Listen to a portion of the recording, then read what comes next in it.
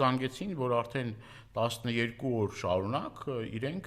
այսպես ասած, առանց որևէ մի բացատրության գտնվում են, հատել են ռուս-վրացական սահմանը եւ անտերության են մատնված, իրենց խոսքերն են փոխանցում, անտերության ոչ մի պետական մարմին չի աշխատում։ Այս որ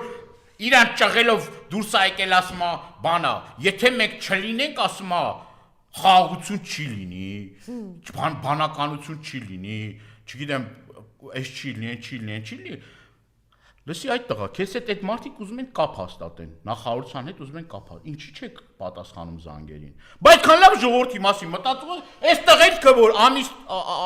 շատ ժամանակ ամիսներով մնում են այդ ճանապարհներին, ամիսներով, ցրտին, բքին, սառնամանիքին, մնում են, ուզում են մի հատ հոդաբաց պատասխան ստանալ, էկոնոմիկայի նախարարություն չկա, գոյություն չունի։ Ներկայացուցիչ գոյություն չունի լարսում։ Մենք որ չենք, զրո,